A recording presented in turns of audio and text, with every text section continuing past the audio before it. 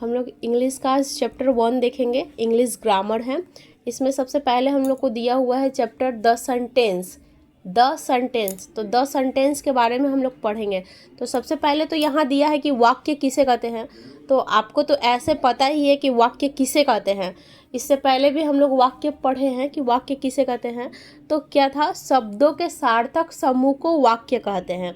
अब यहाँ पर हम लोग देखेंगे कि पार्ट्स ऑफ सेंटेंस क्या था। तो पार्ट्स ऑफ सेंटेंस को हम लोग 2 भागों में बांटे हुए थे। एक था सब्जेक्ट और दूसरा था प्रेडिकेट। एक था सब्जेक्ट और दूसरा था प्रेडिकेट। अब यहाँ पर बोल रहा है कि सब्जेक्ट किसे कहते हैं और प्रेडिकेट किसे कहते हैं। सब्जेक्ट क्या है और प्रेडिकेट क्या है। तो देखिए, सेंटेंस में जिसके बारे में बोला जाएगा, सेंटेंस में जिसके बारे में कहा जाता है या बोला जाता है, उसे हम क्या बोलते हैं, उसे सब्जेक्ट बोलते हैं। बोल रहा है सब्जेक्ट किसे कहते हैं। तो वाक्य में जिसके बारे में बोला जाता है उसे हम लोग सब्जेक्ट कहते हैं। अब बोल रहा है सब्जेक्ट मतलब उद्देश्य या कर्ता। सब्जेक्ट का मतलब क्या हो गया, तो सब्जेक्ट का मतलब हो गया उद्देश्य या कर्ता। तो बोल रहा है कि सब्जेक्ट किसे कहते हैं, तो वाक्य में जिसके बारे में बोला जाता है उसे सब्जेक्ट कहते हैं। अब बोल रहा है कि प्रेडिकेट किसे कहते हैं। तो वाक्य में हम लोग ऐसे भी बोल सकते हैं कि सब्जेक्ट के बारे में क्या कहा जाता है, सब्जेक्ट के बारे में क्या कहा जाता है उसे हम लोग प्रेडिकेट कहते हैं। लेकिन उस तरह से क्या है, सब्जेक्ट और प्रेडिकेट में बच्चे भूल जाते हैं। तो इसलिए हम लोग ध्यान से ये बताएंगे कि सब्जेक्ट किसे कहते हैं। तो वाक्य में जिसके बारे में कहा जाता है उसे हम लोग सब्जेक्ट कहते हैं। और प्रेडिकेट किसे कहते हैं, तो सब्जेक्ट को छोड़कर जो भी भाग बच जाता है उसे हम लोग क्या कहते हैं, प्रेडिकेट मतलब विधेय कहते हैं। जैसे कि यहाँ पर दिया हुआ है रानी इज माई फ्रेंड। इसमें आपका सेंटेंस हो गया है रानी इज माई फ्रेंड। तो इसमें आपका सब्जेक्ट दे दिया है रानी क्या है, सब्जेक्ट है। तो हम लोग रानी को सब्जेक्ट के तौर पे लिख दिए। लेकिन रानी के बाद जो बच गया है, जैसे इज, माई, फ्रेंड, ये बच गया है, तो ये सारा क्या हो गया, प्रेडिकेट हो गया। ठीक है। उसी तरह यहाँ देखिए दे दिया है, यहाँ पे भी क्या किए हैं, सब्जेक्ट और प्रेडिकेट दोनों हम लोग क्या किए हैं, अलग कर दिए हैं। मतलब जिसके बारे में कुछ कहा जाता है उसे सब्जेक्ट कहते हैं। और उसके बाद सब्जेक्ट को छोड़कर जो भी बचता है उसे हम प्रेडिकेट कहते हैं। जैसे कि यहाँ अब पीछे देखिए दिया हुआ है कुछ सवाल, कुछ सम्स दिए हुए हैं। अब यहाँ देखिए, यहाँ तो पहले दे दिया है कि शब्दों को क्या कीजिए, सही क्रम में सजा कर लिखिए।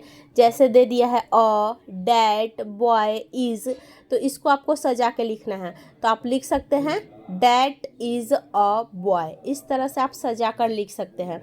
तो हम यहाँ पर सजा कर लिख चुके हैं। अब यहाँ देखिए बोल रहा है कि निम्नलिखित वाक्यों में सब्जेक्ट भाग को रेखांकित कीजिए। इसमें बोल रहा है कि डॉग्स बार्क। इसमें आपको सब्जेक्ट कौन सा है, सब्जेक्ट को आपको रेखांकित करना है। तो अभी हम जैसे बताए कि सब्जेक्ट किसे कहते हैं, वाक्य में जिसके बारे में बोला जाता है उसे सब्जेक्ट कहते हैं। प्रेडिकेट किसे कहते हैं, तो सब्जेक्ट को छोड़कर बचे हुए भाग को प्रेडिकेट कहते हैं। जैसे यहाँ पे सब्जेक्ट को रेखांकित करना था, यहाँ दिया हुआ है कि प्रेडिकेट को रेखांकित कीजिए। यानी सब्जेक्ट को छोड़कर जो बचा हुआ भाग है उसको रेखांकित कीजिए। तो यहाँ सब्जेक्ट को छोड़कर जो भाग बच जाता है उसको रेखांकित किया गया है प्रेडिकेट के लिए। अब यहाँ आपका बहुत सारा सेंटेंस दिया है। इसमें आपको बोल रहा है सब्जेक्ट और प्रेडिकेट दोनों अलग कीजिए। तो दे दिया है ऊपर में सीमा हैज़ अ डॉल। यहाँ पे सब्जेक्ट कौन सा है और प्रेडिकेट कौन सा है। तो अभी हम आपको जैसे बताए सब्जेक्ट किसे कहते हैं, वाक्य में जिसके बारे में बोला जाता है उसे सब्जेक्ट कहते हैं। तो इसमें किसके बारे में बोला जा रहा है? सीमा हैज़ अ डॉल, यानी सीमा के पास एक गुड़िया है। तो यहाँ किसके बारे में बोला जा रहा है? सीमा के बारे में। सीमा के बारे में। तो सीमा क्या हो गया? सब्जेक्ट हो गया।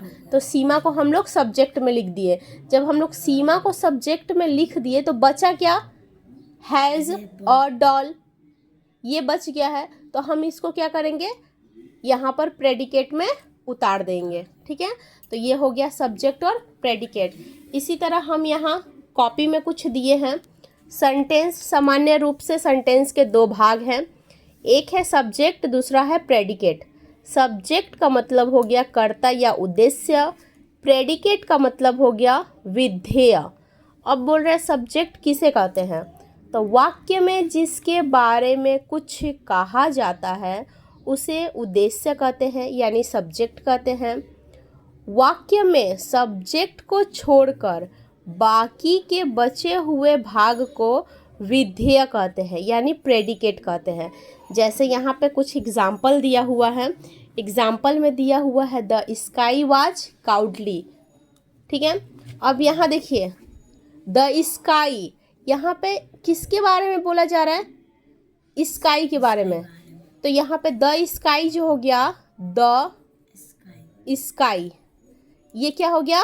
सब्जेक्ट।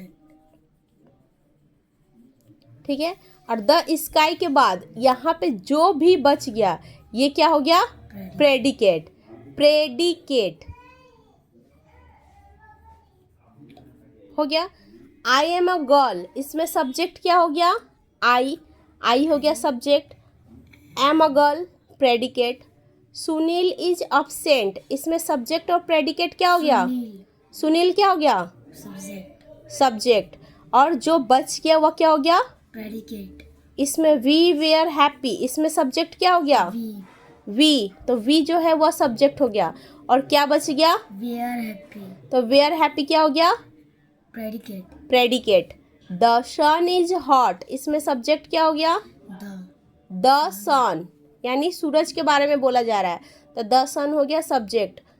इज हॉट क्या हो गया? प्रेडिकेट। प्रेडिकेट। क्यों? सब्जेक्ट को छोड़ के जो बच जाएगा उसको हम लोग प्रेडिकेट में डाल देंगे।